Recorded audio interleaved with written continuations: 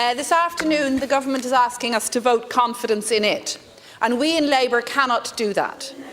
We have never had confidence in this Government to address the housing disaster, to address the childcare crisis, the spiralling cost of living, or indeed the climate catastrophe.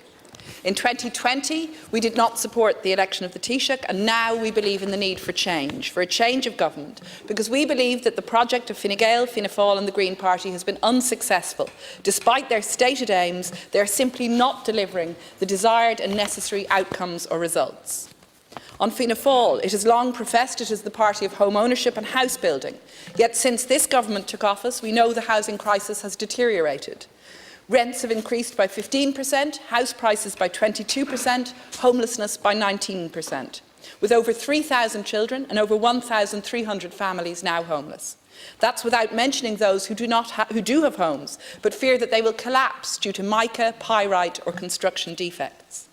And as the Fianna Fáil Minister for Health grapples with the two-tier health system his party ushered in alongside the Progressive Democrats, the promise of sláinte care remains distant, and indeed waiting lists remain unforgivably long for so many basic services for so many adults and children. And Fine Gael finds itself similarly unequipped to deal with the challenges of its own portfolios. In the midst of an enormous cost of living crisis, the best that party can promise is a 5-year wait for a living wage. After the trauma of the COVID-19 pandemic, it has produced a sick pay scheme which will cost lower-income workers money, and flexible working legislation, so-called, which empowers employers to say no, a right to refuse, not a right to remote work. On the Green Party, a party which shares many policies and aspirations of my own, it has managed to pass some climate legislation, and we've supported that.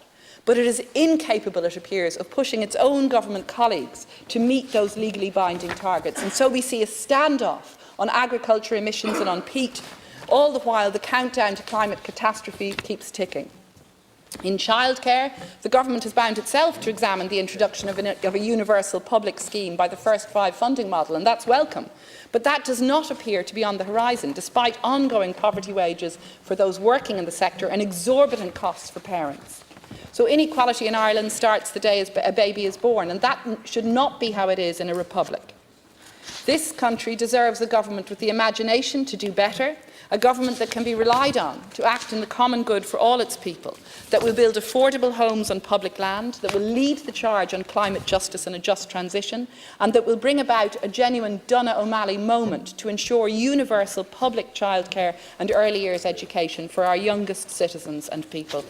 A government which will ensure that nobody languishes on waiting lists for CAMs, for medical intervention, for special classes or autism assessments. A government which treats care work with the respect it deserves and which will work for the unity of the island in the spirit of John and Pat Hume. Unfortunately, I remain unconvinced that this government can deliver on any of that. We acknowledge the many challenges that this government has, that we all have. The brutal war in Ukraine, the ongoing effects of the COVID pandemic, and of course the spiralling cost of living. As inflation has skyrocketed, we know that individuals and families are struggling to put food in their mouths and roofs over their heads. But we also know that there are solutions to these complex problems and that there is a way to address these challenges.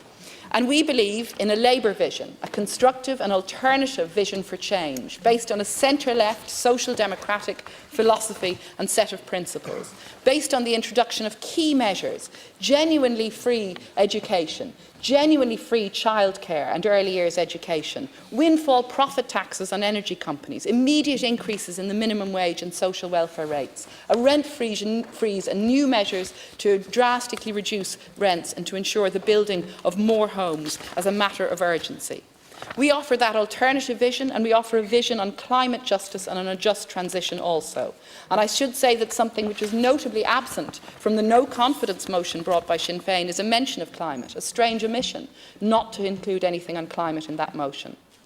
As climate spokesperson, I've certainly given the Green Party its dues for the measures it's sought to introduce in government. But we know its coalition partners are simply not willing to do what's necessary to ensure that we address the real existential crisis in climate and in biodiversity. We need a government which will integrate economic planning with a stronger climate response to take us to net zero as quickly as possible and to make Ireland the renewable superpower that we can be, and to support the creation of decent jobs through a just transition too.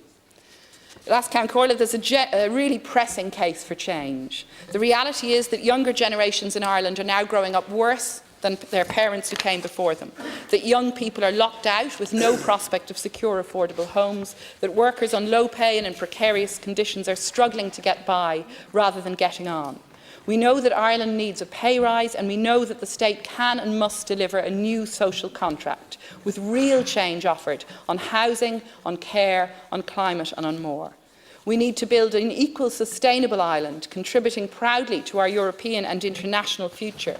But we can only do this if those holding the levers at power levels understand that change can't wait, and if they're ambitious enough to do more, to do better in delivering tangible results. The tone of too much of this debate has been one of mock outrage, of mock anger, and I think that's not helpful. We've sought in this party, in Labour, to bring a constructive approach to opposition, to put forward genuine alternatives, to try and address the real challenges that all of us hear every day from our own constituents and from people across this island. We meet people struggling to make ends meet. We meet parents forced to become full-time campaigners for the basic rights of their children, particularly autistic children and those with a disability. And week in, week out, we know the sand is running out as we fail to tackle the climate disaster. So my conviction, Last Count Corla, is the government we need is a government of the left, a government that understands that the purpose of the state is to deliver for the common good of all, to deliver and to harness state action to deliver on housing, on childcare and early years education, on healthcare and on climate, and that's not this government.